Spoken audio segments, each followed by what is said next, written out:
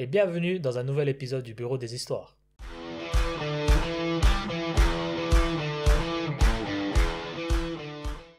Et oui, et on est de retour pour des nouvelles histoires Reddit. Yeah, On est parti? on est parti, On est prêt?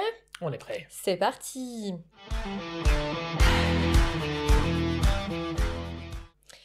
C'est moi le problème de ne pas être allé au mariage de mon jumeau. Ouh. Ouais. Ça aurait été moins juste s'il avait dit de mon frère, mais de mon jumeau, Ça annonce la couleur. ça va être croustillant. Alors, moi, homme de 24 ans, j'ai un frère jumeau identique. On n'est pas très proches, mais je pensais qu'on avait au moins un respect mutuel de base. Apparemment, je me suis trompée. C'est rare, hein, les jumeaux qui sont pas Mais vraiment. très proches. En général, c'est vrai qu'on les voit toujours comme des gens fusionnels. Surtout les vrais jumeaux. Après, c'est peut-être parce qu'on montre que ceux-là. C'est peut-être aussi, ouais. Il y aura, tu vois. Ouais. Mais bon, c'est vrai que c'est plus étonnant. Alors, contexte. J'ai grandi dans une petite ville traditionnelle du sud des États-Unis. Et j'ai commencé à faire mon coming out qu'à la fac. Il y a environ 5 ans, c'est un processus qui a pris du temps, surtout vis-à-vis de ma famille. Mais depuis que j'ai déménagé à Washington, D.C., en 2023 pour mes études et mon travail, je me sens plus à l'aise de vivre ouvertement. Good for you. Mhm. Après mon déménagement, j'ai rencontré mon copain, 26 ans, et on est ensemble depuis 2 ans. Avec le temps, je l'ai présenté à mes amis et à certains membres de ma famille quand je me sentais en sécurité de le faire. On arrive à novembre 2024. Je rentre chez moi pour les fêtes et je parle de mon copain à mon frère et à sa fiancée. Ils ont l'air heureux pour moi. Pendant mon séjour chez eux, on discute des détails du mariage et ils me demandent si je viendrais accompagner. Je réponds oui, je viendrai avec mon copain. Mon frère était déjà parti se coucher, mais sa fiancée me dit « Il y a des pour et des contre, mais c'est à toi de voir si tu veux le faire venir. » Pour moi, c'était un feu vert. Mon frère déléguait toujours à sa fiancée les décisions. J'ai pas pensé qu'il fallait vérifier avec lui. Ça sent bon déjà. Ouais. Si je dois commencer à vérifier qu'on valide dans ta famille, tu vois, c'est trop... Ouais, c'est... On sait déjà la suite. Voilà. 5 mois passent. Mon copain et moi avons dépensé environ $1 300 pour le voyage. Avion, hôtel, etc. 3 semaines avant le mariage, je mentionne lors d'un appel avec mon frère que tout est prêt. Et là, son ton change. « Ah, ton copain vient vraiment ?» Je lui rappelle notre conversation avec sa fiancée. Il me dit qu'elle ne m'a jamais donné son accord et m'accuse d'avoir tout inventé. Puis ajoute « On ne peut pas le laisser venir. On s'inquiète de la réaction du côté de papa. » Ça sent Surtout sa réaction à lui, hein. Mais ouais, vraiment.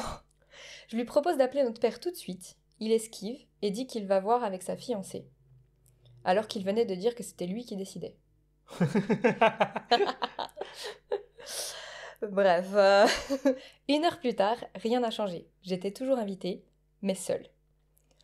On attendait de moi que j'achète un costume assorti à ceux des garçons d'honneur, alors que je ne fais même pas partie du cortège, et que je sois là, souriant.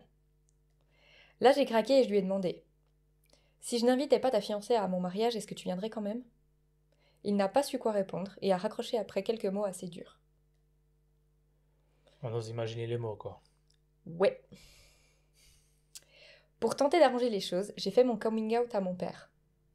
Ah, il était pas au courant, le père? Non, et il Ah. avait dit que quelques personnes de la famille, mais Ouais, visiblement mais pas à son quelques papa. personnes. Ben, Ouais, c'est vrai que c'est chaud. T'arrives dans un mariage, tu vois un de tes fils avec un homme alors que tu savais pas qu'il était homosexuel. Alors il y a rien de mal, hein, il fait ce qu'il veut. Non, mais ouais. Bah, Ok. du coup, il a décidé, pour que les choses se passent bien au mariage, de le faire. Mhm. Très courageux. Chose que je redoutais depuis des années. Pour lui expliquer la situation. Contre toute attente, il a été plutôt indifférent et m'a même dit que désinviter mon copain était exagéré.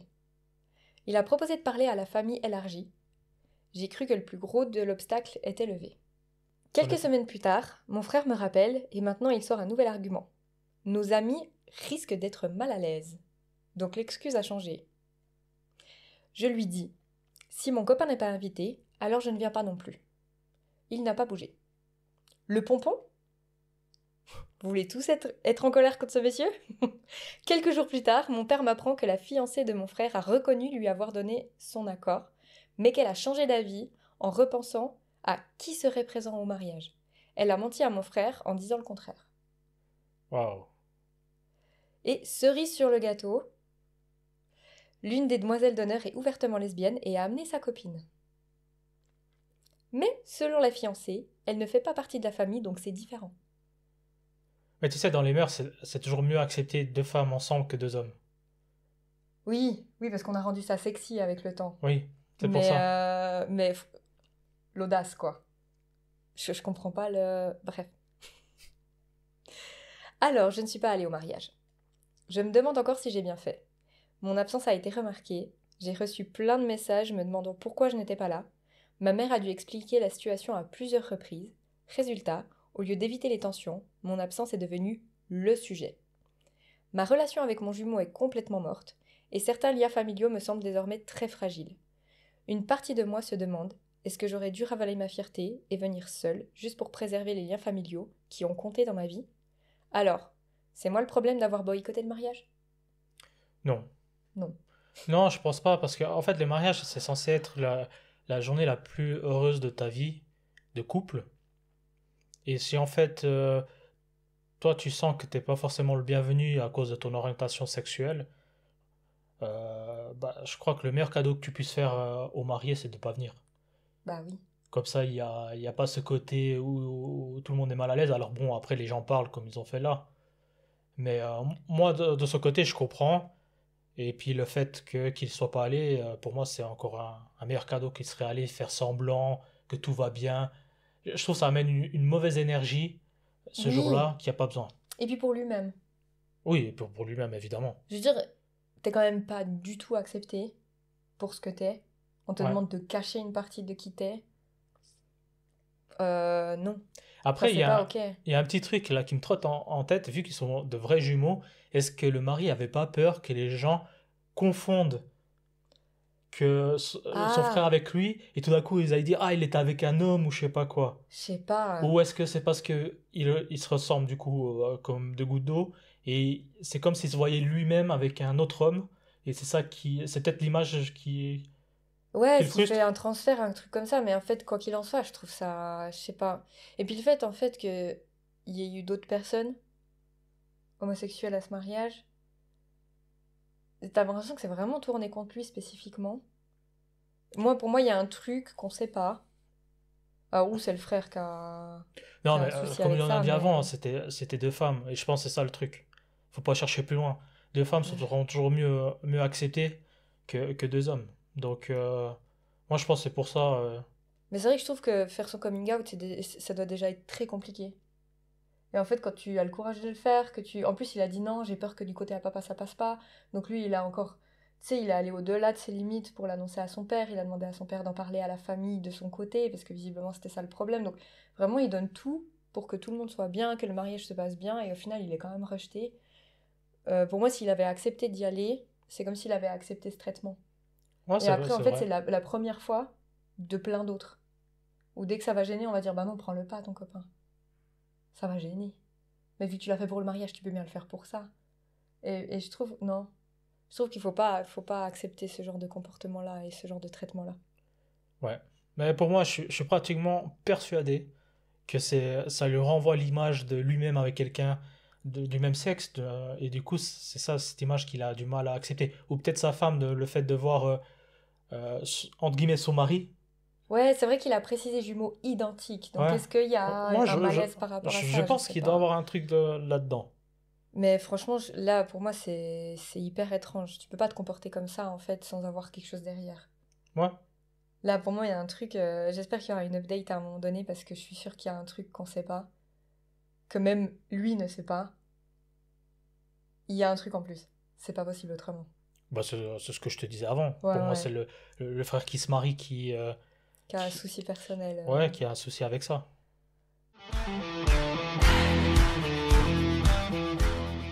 Alors, à mon tour, pour mon histoire. T'es prête? Yes, hein. C'est moi le problème de ne pas avoir choisi ma sœur comme demoiselle d'honneur à cause de son physique. Oh la vache. Contexte. J'ai 25 ans, je suis ce qu'on pourrait appeler une fille quelconque physiquement.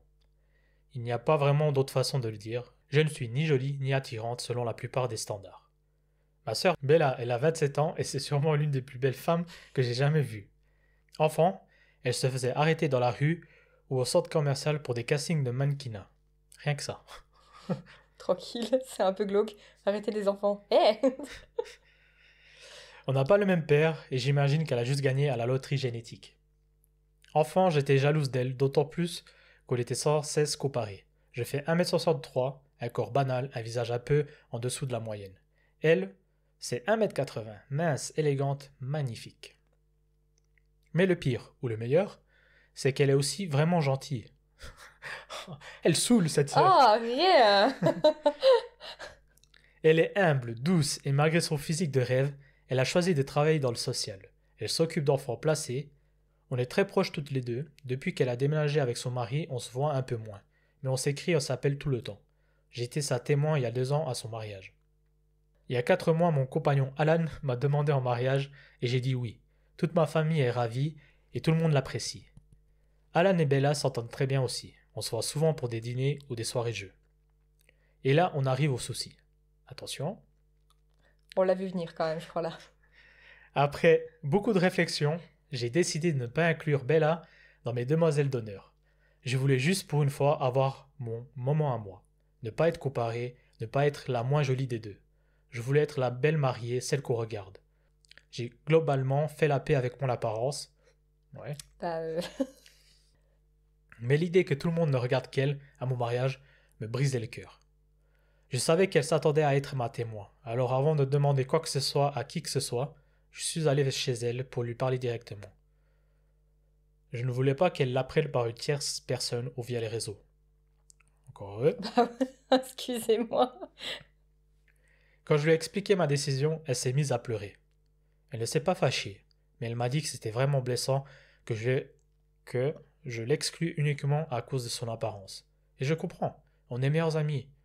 Depuis, elle est un peu distante, plus froide. Et nos parents, notre mère, et chacun de nos pères, m'ont carrément dit que j'étais une pour lui avoir fait ça.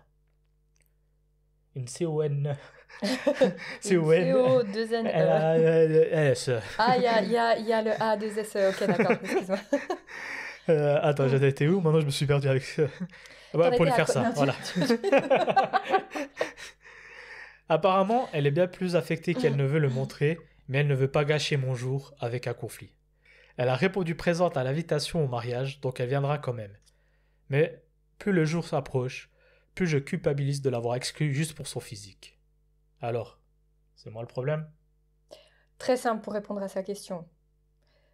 Si tu inverses les rôles et que c'est une belle femme qui aurait exclu une moche de ses demoiselles d'honneur en disant toutes mes demoiselles d'honneur sont belles, je veux pas d'elles dedans, on l'aurait tous fusillé. Ouais. Donc oui, c'est le problème. Clairement. Surtout comme elle le dit, elle est trop gentille.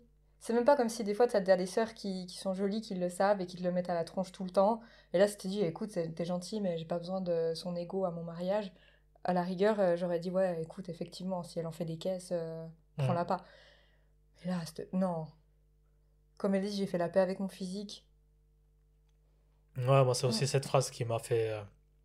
Non, Effectivement, si tu fais la paix avec ton physique, t'as pas besoin d'exclure quelqu'un. c'est ça. Alors après, dans toute la compréhension que j'ai pour elle, ça doit pas forcément être évident. Mhm. Si t'idolâtres en fait une personne, de penser que tout le monde va l'idolâtrer aussi, alors qu'en fait c'est toi la mariée. Donc les gens ils auront dû que pour toi, et s'ils trouvent ta sœur jolie en demoiselle d'honneur, tant mieux. Mais j'ai l'impression que c'est vraiment quelque chose de très personnel, et en fait elle a pas du tout fait la paix avec pas grand chose. Ouais, après, je pense que c'est aussi des traumas d'enfance. C'est compliqué depuis toute petite si t'es comparé à ta sœur qui, elle, est, comme elle a dit, dans les standards mannequin, où elle se fait draguer par tout le monde, où elle a Oui, plein de choses, et en plus, tu peux pas la détester parce elle est sympa en plus de c'est ça. pour ça que je dis, d'un côté, je comprends tout ça, mais Mais elle y peut rien aussi, sa sœur. l'autre elle y peut rien, c'est pas quelque chose qu'elle a demandé, comme je dis, c'est pas quelque chose qu'elle lui balance à la tronche tout le temps. Ouais. Et du coup, c'est vrai que ça doit être. Ça doit briser le cœur. Moi, je suis quand même un peu entre les deux. Alors, pour moi, c'est elle le problème, effectivement. Mais il y a quand même ce côté où je peux comprendre qu'elle a envie que ce soit son moment à elle et d'être un peu euh, mis en lumière ce jour-là pour ça, comment on appelle ça, la bachelorette? Non, c'est pas la bachelorette, c'est le... La demoiselle d'honneur. Non. Ah, Non, c'est pour la partie, là. C'est en fait... c'est pour ça, j'ai cru que c'était pour le mariage. Non, le mariage, elle a été invitée, en fait, je crois. Oui, mais j'ai cru qu'elle voulait pas l'inviter en demoiselle d'honneur parce qu'au mariage, elle allait lui faire de l'ombre, tu vois. Ah oui, c'est ça. C'est Non, au mariage. c'est ça, je me suis gouré. Mais tu vois, là où moi je me dis que c'est un problème personnel, c'est que c'est son point de vue à elle, parce qu'elle l'a toujours mis sur un piédestal. Et peut-être, tu sais, c'est ton mariage. De toute façon, les gens, ils ont Dieu que pour la marier. Après, peut-être pas. Peut-être qu'elle a vu le mariage de... c'était quoi? Meghan Markle avec... Ah non, non, c'était l'autre couple. Comment il s'appelle? William et Kate. Middleton. Ouais. Et sa sœur a quand même volé la vedette. Oui, mais dans la presse. Oui. Donc est-ce que le jour même, au final... Oui, je sais, mais peut-être oui, qu'elle a vu ça et du elle a coup... vu ça, elle s'est dit, oh la vache. Ah non, il n'y a pas moyen. Il n'y a pas moyen qu'on me fasse une pipe à Middleton, là. C'est quoi ce truc? Du coup, elle a mis une petite mise à jour. Yes. Bon, j'ai compris que globalement, les gens pensent que j'ai été une C-O-N-A-2-S-E. C-O-N-N, non? N-N, oui, il y a 2 Il y a N. 2 N. Oui, je suis très bon en orthographe. Le mot en double consonne. Que j'ai blessé ma sœur à cause de mes insécurités, que j'ai été égoïste, ce n'est pas faux. Je suis en thérapie depuis mes 18 ans pour des soucis familiaux et une image de soi complètement fracassée, mais ce n'est pas encore totalement réglé. Je travaille dessus tous les jours. Ce que je n'ai pas précisé dans le post original, c'est que je souffre d'une malformation du visage, liée à un développement incorrect de la mâchoire dans le ventre de ma mère. Résultat, mon menton et ma bouche sont déformés. Ma famille ne m'a jamais laissé oublier ça. J'ai coupé les ponts avec la majorité d'entre eux, mais le traumatisme, lui, est toujours là. Je tiens profondément à ma sœur, et après une discussion avec Alan, on a décidé de ne pas avoir de demoiselle d'honneur, ni de témoin, du tout. Juste nous deux. Je compte lui parler ce week-end, lui présenter mes excuses, et lui expliquer que j'ai laissé mes complexes prendre le dessus sur notre relation, et que je suis désolé. Voilà. C'est chou. Elle reconnaît au moins. Oui, et elle va s'excuser parce qu'elle a compris d'où venait le problème. Que c'était pas forcément sa sœur, mais que c'était elle par rapport à l'image de sa sœur. Donc elle reconnaît ce qu'on a dit au début avec le côté qu'elle assume son physique, bah, pas trop. Après, je peux comprendre parce que si elle a une petite malformation au visage, bah ça se voit et du coup les gens sont quand même méchants et ça crée mais peut-être complètement. ce décalage du fait, mais Après, c'est aussi la réflexion du coup à de savoir de qui t'invite à ton mariage. Parce que si t'invites à ton mariage que des gens que t'as envie de voir et qui ils te font pas te sentir mal, du coup t'es dans un environnement aussi où tu te sens plus porté que blâmé pour ton physique. Et là, comme elle a dit, il y a plein de personnes de sa famille qui lui font remarquer. Et c'est clair que s'ils sont présents le jour même, c'est une double pression, tu vois. non, c'est pas faux, effectivement. Alors que si tu dégages tous les gens qui te parlent mal ou qui te font sentir mal et qu'au final t'es dans une zone de confort, eh ben tu te sens porté, tu sais que tu vas être, tu vois, Ouais, c'est la vrai. mariée et tout. Et du coup, c'est vrai que ça pose la question, qui t'invite à ton mariage? Et on en a parlé déjà, hein, souvent t'invites des gens que t'as pas envie de voir à ton mariage parce que c'est ce qui se fait. Et je me dis, franchement, c'est dommage en fait qu'elles doivent être entourées de personnes comme ça. Du coup, effectivement, je pense que sur le début, oui, elle a mal réagi. Donc c'était le problème. Mais je pense qu'elle a bien fait de se rattraper et de faire les choses bien à la fin et de pas laisser ses insécurités prendre le dessus. Ouais, je pense qu'on pourrait dire au début c'était elle le problème et à la fin c'est elle la solution. Exactement. C'est une très belle manière de voir les choses. Donc on arrive à la fin de l'épisode. N'hésitez pas à nous mettre en commentaire pour vous c'est qui le problème des deux histoires qu'on vous a racontées et de débattre un petit peu de tout ça. Oui. Et puis bah, on vous retrouve tout bientôt pour un nouvel épisode du Bureau des Histoires. Yes. Allez, Bye. bye.